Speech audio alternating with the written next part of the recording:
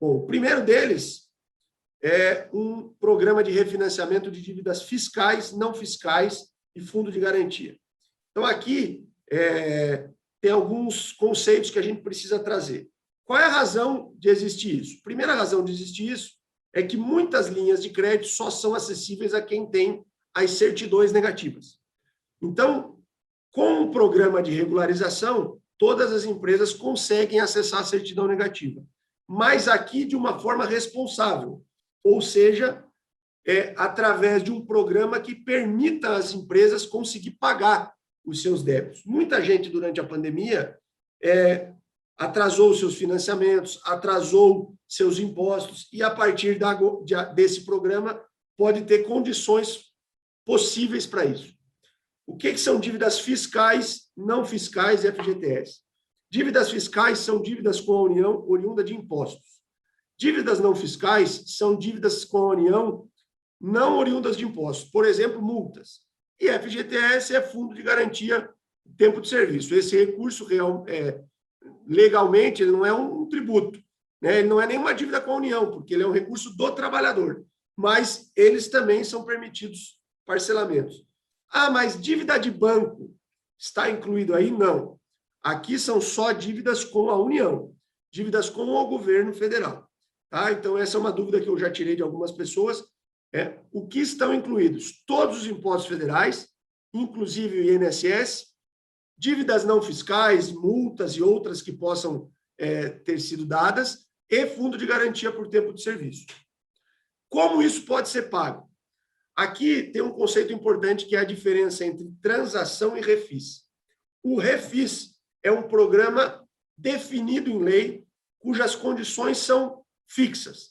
O programa de transação fiscal, ele é um programa em que as condições dependem do porte e do estado financeiro da empresa que quer aderir. Exemplo, se tem no nosso setor uma empresa que não parou, que é uma exceção, mas que continuou faturando o que faturava, que não tem passivo alto, ou que o passivo representa muito pouco no montante do faturamento, ele vai receber uma condição menos favorável do que aquelas empresas que realmente sofreram muito.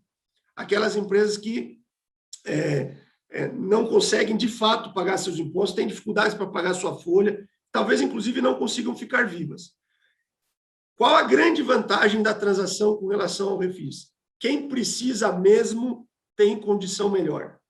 Então, no caso do PERSE, que acabou virando um programa mais amplo, nasceu só no setor de eventos, mas hoje ele abrange outros setores, essa condição aqui é muito favorável aos eventos, porque são as empresas que estão em pior condição econômica no momento.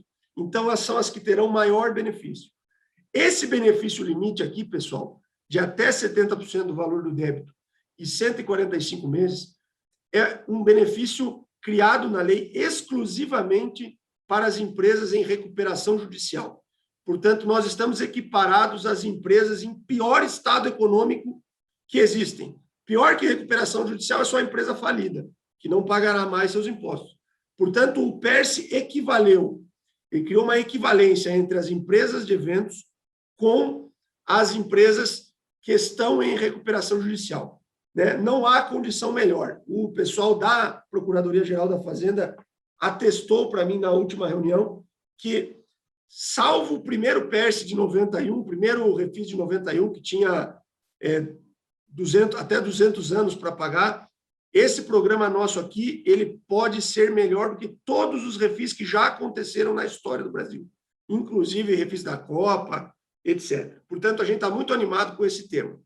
Uma outra coisa boa desse tema é que ele deve ser o primeiro a entrar em atividade.